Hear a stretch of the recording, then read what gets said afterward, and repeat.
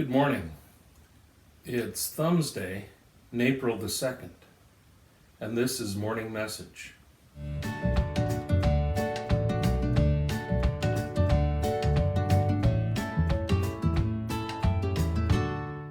Good morning and welcome.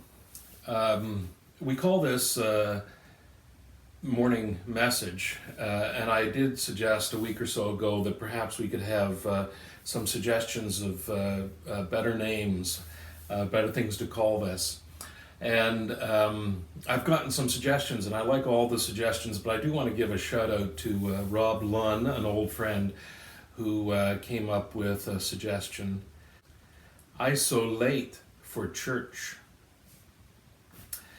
It made me laugh. I hope it makes you laugh. I should also say that before the opening little montage there, I didn't misspeak. I do want to talk about my thumb, and particularly my nail that's on my thumb.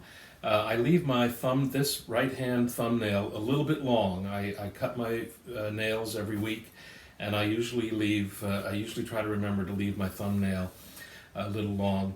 Mainly because when I was much younger, living at home with my folks and my brother and my sister Penny, and a shout out to Penny. I know that she watches these videos every morning and she shares them with her friends, so thank you very much for that, Pen. This today involves oranges. Penny is probably laughing right now. She knows that as we were growing up, she'd walk into the living room, I'd be minding my own business, watching Room 222 or something like that. And she would hand me an orange and ask me to peel it. And I would. I mean, who wouldn't? I mean, someone asks you to peel an orange, you peel an orange. But, if I didn't have a thumbnail there, then it would hurt to peel her orange. So I got in the habit, and still today, I leave that thumbnail a little bit longer, just in case anyone asks me to peel their orange. And I do this, not out of any great love for my sister, although I do have great love for my sister. I do it to prevent pain for myself.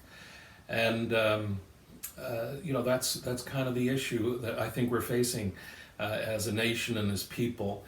We're being asked to stay at home, to do social distancing as much as possible for the protection of the whole community. And it doesn't matter what our motivation is, if we're trying to avoid the pain of having COVID-19 ourselves, or if we're trying to prevent the spread to others.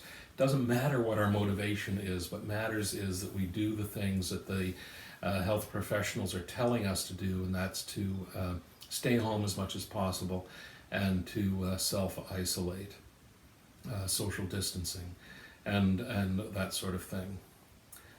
So it's difficult, it's challenging, but that's what we're asked to do. I remember another day, Penny came into the living room and she said, "Where's the Muffin Man?" And I answered her as I thought good. "He lives on Drury Lane," I said. And she kind of stared at me and she repeated herself a little bit more forcefully. She said, "Where is the muffin pan?" So, there you go. It is a challenging thing for people. I'm a bit of an introvert, which means I get energy when I'm on my own. So you would think I would relish these sorts of times. But the reason I need to get energy on my own is so that I can interact with other people better. And so having that part taken away from me is challenging, and it's challenging for all of us. But yet that's what we're being asked to do, to stay at home, to social distance, so that we can prevent the spread of COVID-19 and flatten the curve. It's something we're doing for everybody, regardless of our motivation, whether we're trying to avoid it ourselves or trying to avoid the spread. It's a good thing for all of us to be involved in. We're working for the common good in this situation. So I encourage you to ride this one out as best as possible, to help everybody. And in this, I pray that God continues to bless you in your life. Amen.